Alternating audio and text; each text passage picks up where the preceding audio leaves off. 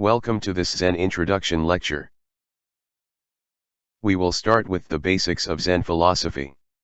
Then, we will explore the traditional Ten-Bowl Sutra and compare it with a modern interpretation of the Oxherding Sutra. Finally, I will provide you with an appendix that will clarify important concepts and terms. Zen emphasizes direct and intuitive understanding and experience of the nature of reality and the self, as opposed to relying on theoretical knowledge or scriptures. The primary goal of Zen is to achieve a state of enlightenment or awakening, in which one has a deep understanding of the true nature of reality and the self. This state is characterized by feelings of peace, joy, and freedom from the suffering and ignorance that arise from the dualistic perception of reality.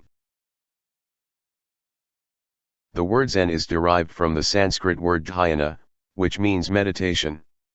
Meditation is seen as a way to cultivate a state of mental clarity and focus and to help the individual break through their preconceptions and limited perspectives on reality. Zen also emphasizes practicing mindfulness and cultivating awareness in all aspects of life, as well as expressing compassion and selflessness in one's actions. Zen teaches that the true nature of reality and the self is pure and unchanging, and that all suffering arises from the ego and its attachment to the impermanent and changing world. Whenever there is something taught, then there is a teaching present. These teachings are often called sutras. They are the external wisdom aspect and in concert with the personal internal experiences gained through meditation that are often unspeakable.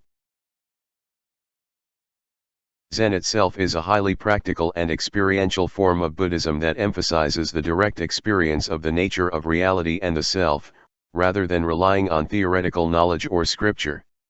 It is often described as a simple and direct path to enlightenment. The term enlightenment is used in various spiritual traditions to describe a state of being in which the individual has a deep understanding of the true nature of reality and the self, also known as spiritual awakening or self-realization. It is often described as a state of perfect understanding, wisdom, and peace, and is considered to be the ultimate goal of spiritual practice in many traditions.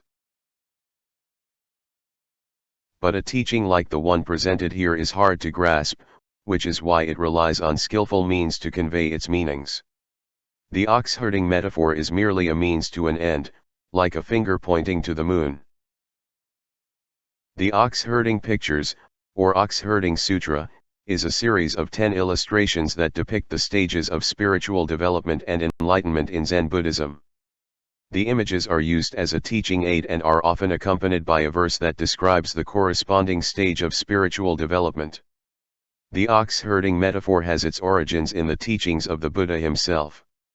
On the night before his death, also known as the night of his nirvana, he taught his students the Testament Sutra. In his final teachings, the Buddha asked the monks to avoid indulging in their 5 senses and desires. He urged them to be like a herd boy, whose task was to keep the ox from running through cultivated fields. By doing so, the herd boy was able to keep the ox under control and prevent it from causing harm to the surrounding environment. This simple-to-grasp metaphor became the basis of the 10 ox-herding picture set. What do the 5 senses include? These include the eyes, the ears, the nose, the tongue, and the body. What does the 5 desires include? The 6 desires are the sensations associated with the 6 senses: seeing, hearing, smelling, tasting and feeling. What do the 5 realms of sensation include? These include shape, sound, smell, taste and feeling. In some accounts of Buddhist teachings, there is a list of 6 senses, 6 desires, and 6 realms, which includes an additional item compared to the usual list of 5 senses and desires. This additional item is commonly referred to as the intellect, with the corresponding desire of thinking, and the realm of thought. While the metaphor of the ox herding may have been accessible and easily understandable in the past, in today's world, where many of us no longer live in an agrarian society, the role of the intellect has become more prominent. In this age of overproduction and instant gratification, our consumption choices and thinking patterns are constantly preyed upon by big commercial companies, with consumerism becoming the basis for building one's self-identity. The rise of social media and the proliferation of filter bubbles and echo chambers only exacerbate this phenomenon, leading to an entanglement in a cocoon of an illusionary self. Since we experience ourselves through the perceived outside world in contrast with ourself, we tend to misuse the six senses. They create the needed contrast that is the basis of our created self. With our intellect, we can even further enhance this process of separation and use all the cultural elements that cater to our need for identification and building a personality. That is why the Buddha said that we should not indulge in the five senses to avoid creating, maintaining, or enhancing a self. Some traditional ox-herding sets depict the ox gradually becoming whiter as one sheds more of their ego with each step. One Zen master famously claimed that his entire practice was simply watching and taming a water buffalo, which gradually changed color to white over 30 years of training and never left his sight.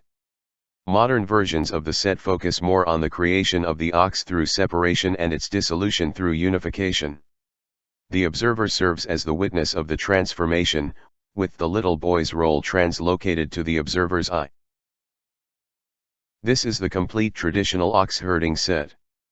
It is a simple metaphor that depicts the process of finding, taming and transcending the bull. In search of the bull. In the pasture of the world, I endlessly push aside the tall grasses in search of the ox, following unnamed rivers, lost upon the interpenetrating paths of distant mountains. My strength failing and my vitality exhausted, I cannot find the ox. Discovery of the footprints. Along the riverbank under the trees, I discover footprints. Even under the fragrant grass, I see his prints. Deep in remote mountains they are found. These traces can no more be hidden than one's nose, looking heavenward. Perceiving the bull. I hear the song of the nightingale. The sun is warm, the wind is mild. Willows are green along the shore. Here no ox can hide. What artist can draw that massive head? Those majestic horns? Catching the bull. I seize him with a terrific struggle. His great will and power are inexhaustible. He charges to the high plateau, far above the cloud mists, or in an impenetrable ravine he stands. Taming the bull. The whip and rope are necessary, else he might stray off down some dusty road. Being well trained, he becomes naturally gentle. Then, unfettered, he obeys his master. Riding the bull home. Mounting the ox, slowly, I return homeward. The voice of my flute intones through the evening, measuring with hand beats the pulsating harmony. I direct the endless rhythm. Whoever hears this melody will join me. The bull transcended. Astride the ox, I reach home. I am serene. The ox too can rest. The dawn has come. In blissful repose, within my thatched dwelling, I have abandoned the whip and ropes. Both bull and self transcended. Whip, rope, person, and ox all merge in no thing. This heaven is so vast. No message can stain it. How may a snowflake exist in a raging fire? Here are the footprints of the ancestors. Reaching the source. Too many steps have been taken. Returning to the root and the source. Better to have been blind and deaf from the beginning. Dwelling in one's true abode, unconcerned with and without. The river flows tranquilly on. and the flowers are red. Return to society. Barefooted and naked of breast, I mingle with the people of the world. My clothes are ragged and dust-laden, and I am ever blissful. I use no magic to extend my life. Now, before me, the dead trees become alive. Please note that there are also versions that only consist of 8 pictures and verses, and not all include the aspect of returning to society to help others. However, since the return to society is an important concept, it is included in the modern versions. This is the complete modern set. It has been Code-2 laser printed and hand painted on mushroom paper. Each picture is accompanied by a verse of 8 lines. Born out of separation. Years have gone by in an instant. Committed to identification. Every step becomes an act of separation. A personality grown out of fragmentation. Actively cherry-picking some traits. Passively accepting some constraints. Always trying to be special. Never being able to fill the void. Imagining connections. Shaped by consumption. Choices seem endless. Polished by habits. Routines satisfy easily. Seasonal change is rather insignificant. The 3 human hurdles are not conceivable. Finding junctions. Recurring events, recurring themes. Faster forwards, faster towards. Cracks within the inertia of habit. A time of unwished for change. Unable to hold on firm. Giving up some of the me. Accepting a new situations. Perceiving some of the you. Discovering axes. In the hassle of life, some things are forced. As families grow, new center points emerge. Seeds of compassion. Germination in loopholes. Taproots crossing families. Deepening the roots of caring. Perceiving polarities. The way of the narrow summons hardship anew. The wisdom of the elder finds value again. Sleepless nights. Joyful days. Generational change. A treacherous bliss. Accepting unity. As winter is coming, a plum flower blossoms. The true nature of things. A secret hidden in plain sight. Ignorance, greed, and anger. Distant for a brief moment. The rapture of sharing. Rings in an empty mind. Dissolving into unity. The soul and the body. A miracle and a mirage. The self and the other. 2 sides of one coin. Acceptance without demur. Giving without requisition.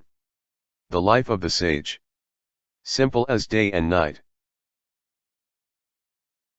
Abandoning dissolving.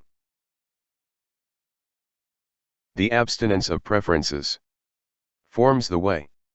The renunciation of polarities makes it great. The dark beyond dark makes it empty. The teaching of the Dharma makes it walkable. Embracing all embracing. To argue or to quarrel means having lost it. To talk without talking means having found it. A silent room, but full of sound. An empty mind, but full of joy. Using separation.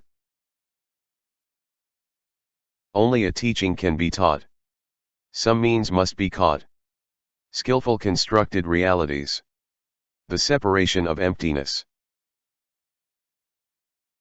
A self-absent-minded smile. Only bound to caring kindness. Who would have thought that the great way is so close?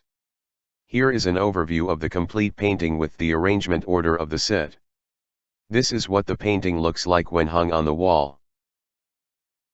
In this final chapter, I will provide you with some insights into the key concepts of Zen philosophy by elucidating some key points in verses of the modern version.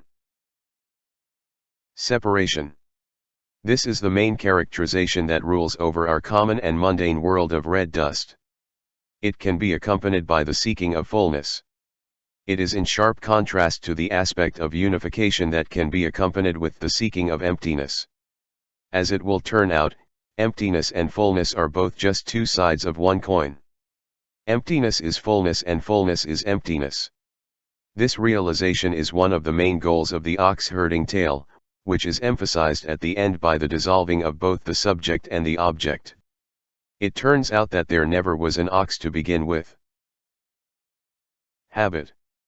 This refers to the habit energy that binds our constructed self together. If we are unable to let go and empty ourselves to open up for liberating wisdom, we become trapped in the same old behavior patterns and judgmental thought processes, growing old and rigid in our ways. 3 Human hurdles. This refers to the challenges that everyone encounters in life. The typical sequence is old age, illness, and death. However, as each person is unique, some may experience illness at an early age. Many significant stories begin with a parent's death, establishing a backdrop of adversity and misfortune that sets the stage for a narrative of struggle toward happiness and success. Since these tales take place in the world of red dust and focus on the mundane, happiness and success are frequently associated with material possessions and family values, which align with the foundations of capitalist culture. Recurring. This refers to the concept of karma and our existence in time. Since we hold firmly onto our beliefs and cannot let go of the bull, we do not find liberation but are instead reborn again and again. This reincarnation happens for better or for worse, depending on the acts that we performed during our lifetime. The ox-herding tale tries to point us beyond this concept and instead to see it as a skillful means that can help us to restrain the bull.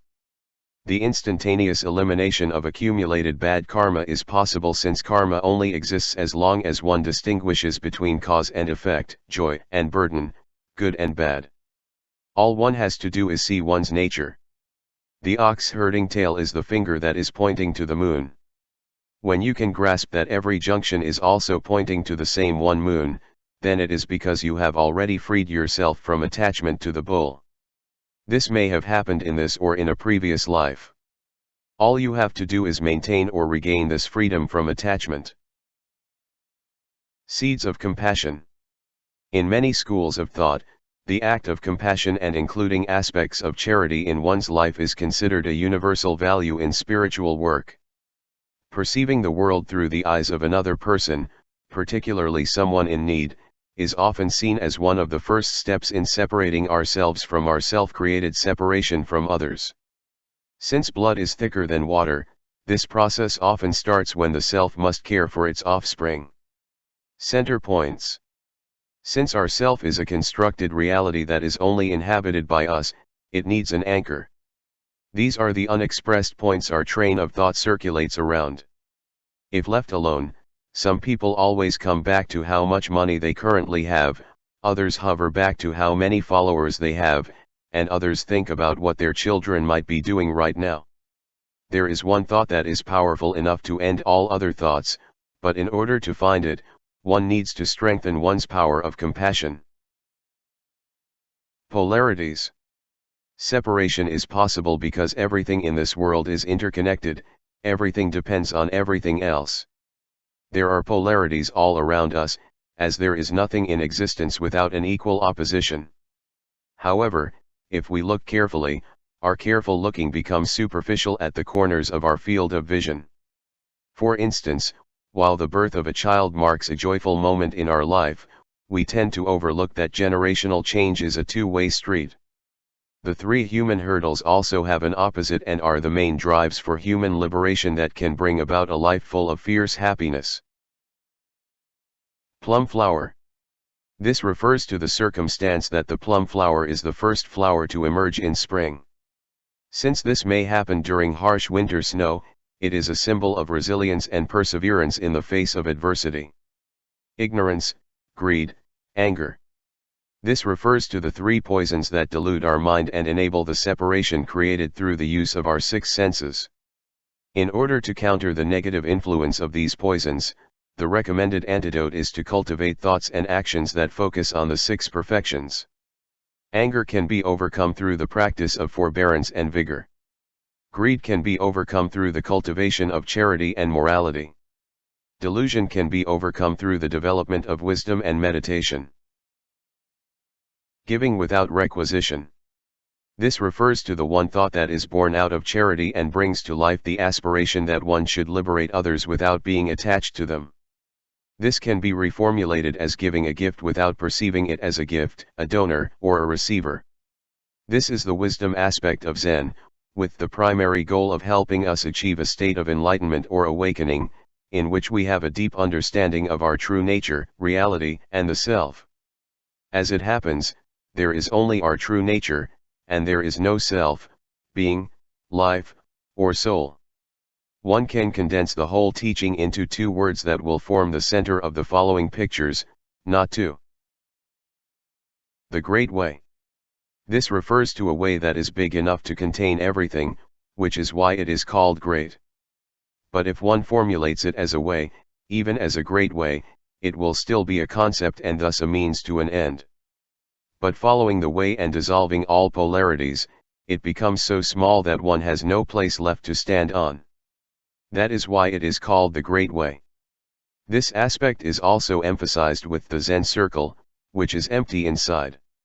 Charity is what helps the traveler to not get lost on their way towards the darkness behind the dark and light polarity of our deluded mind. Dharma. The root of this word is Sanskrit word dri and means to grasp. Here it is used with the meaning of what is real. To talk without talking. This refers to the saying that the one who talks about it does not have it, and the one who has it does not talk about it. Since it is only charitable to talk about it, one is talking without talking. Since there is nothing to say that hasn't already been said, and one cannot learn anything that isn't already there, all one can do is point towards our true nature and help those who strive to see it, to see it. Using both sides of existing polarities when pointing towards the mind also leads to never leaving the center and choosing a side. Arguing about anything concerning the Great Way is like giving in to a bull and letting it run loose on formerly cultivated fields. Skillful means. This refers to the idea that separation is not real and that reality is separation. To use what is offered to liberate what does not need liberation without becoming attached to the act of liberation is known as using skillful means. Skillful means can be embraced as the seventh perfection. Since one is not alone in this world, staying alone in a mountain cave far away from the world of mundane concerns becomes an act of separation in itself. Accepting one's fate and using what is offered to transcend it is the message of the ox-herding tale. Before we end, I would like to introduce myself to you. Hey. My name is Daniel, I am from Germany, thanks for listening to this lecture. Since the content of this video can be difficult to grasp at times, I've taken an unconventional approach. I've designed the video so that it can also be used as a printable document. This means that you can access and use it offline, or even print out selected pages. With this option, you can use your favorite pen to highlight, add to, or modify the text as you see fit. Now that I have shown you how I interpret the Oxherding Sutra and my approach to the transformation of the bull, what do you think about it? What is your approach towards Zen? What is your practice, or do you just let the ox run where it wants until it is tired and hopefully gets gentle when it gets old? Please enlighten us with your practice. I do not know when my next Zen art will arrive, but it will come. Maybe it will not interest many, but I will create it regardless. To obtain the right paper for my Zen art, I had to put in a lot of work with the mushrooms. However, the time I spend with the mushrooms is minimal compared to the time I devote to Zen. Before we end, I would like to offer my empty bowl to you. I did put a lot of work into this lecture series. I hope you enjoy it. Maybe you want to consider to buy me a coffee? I do mention this unintentionally. There is a serious reason behind it. That is why I ask. In life, there is balance everywhere, summer and winter, day and night, hot and cold, and so on. It's natural that taking and giving is also a polarity that needs to be in balance. Only when there is balance can we, as humans, achieve harmony and genuine happiness. That means if you take something, for example, from the internet, you should give something back.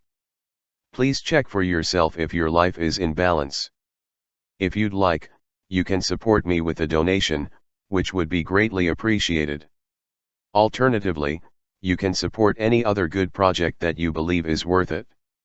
For example, Wikipedia is a great project. And of course, support doesn't necessarily have to involve money. You could send someone a smile, leave a nice comment somewhere, or simply be joyous and spread some love.